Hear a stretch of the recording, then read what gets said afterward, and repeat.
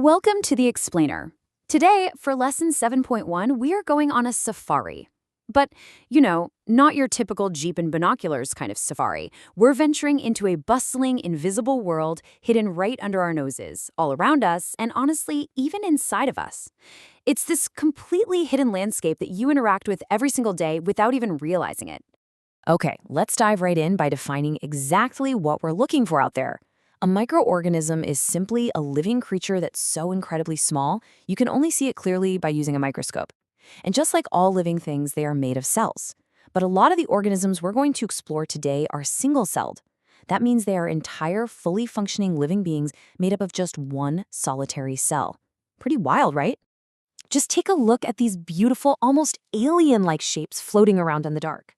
Through the lens of a microscope, what looks like a totally boring drop of clear water to the naked eye is suddenly revealed as a vibrant, incredibly dynamic ecosystem. So here is our safari map for today. First, the invisible world. Second, meet the bacteria. Third, fascinating fungi. Fourth, algae and protozoa. And finally, number 5, growing your own microbes. Section 1, the invisible world. Mapping the inhabitants. While this microscopic world is incredibly diverse, there are 4 distinct main groups of microorganisms that we'll be tracking today. We've got bacteria, microscopic fungi, protozoa, and algae. Each of these groups has its own totally unique characteristics, habitats, and ways of surviving in a world we can't even see. Section 2. Meet the bacteria. Everywhere around us. To truly grasp their incredible tiny scale, I want you to imagine this. If you were to grab a standard ruler right now and look at those tiny little lines marking the millimeters, you could fit 1,000 bacteria lined up end to end just between 2 of those millimeter marks. It is literally mind-boggling how small they are. Notice these blue rod-shaped bacteria right in front of us.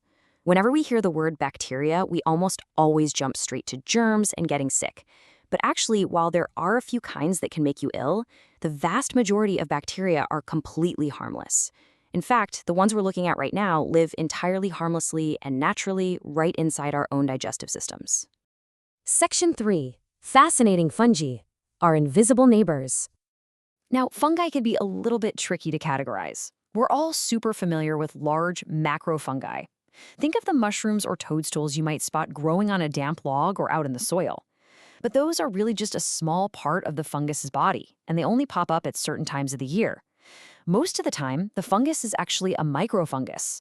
It exists as this hidden tangle of very thin, invisible threads spreading way underground, or sometimes it exists as just single, solitary cells. Have you ever noticed that slightly white, powdery-looking stuff on the surface of fresh grapes at the grocery store? Well, that is actually a microscopic, single-celled fungus called yeast. Those yeast cells are just hanging out on the surface of the fruit, happily feeding on the natural sugars inside the grapes. And if we zoom way in, you can actually see little buds growing right out of some of the cells. That is exactly how yeast reproduces. Section 4. Algae and protozoa. Life in pond water. Just look at the chaotic, crowded world of a single drop of pond water. If you were to peer through a microscope at a drop of water from your local pond, you'd see this bustling highway of activity. It is absolutely teeming with tiny plant-like organisms called algae, which are those green structures you're seeing, alongside animal-like organisms called protozoa, which are showing up in blue. They are all just swimming around, surviving, and completely thriving inside one tiny drop of water. Section 5. Growing your own microbes. Trapping the invisible.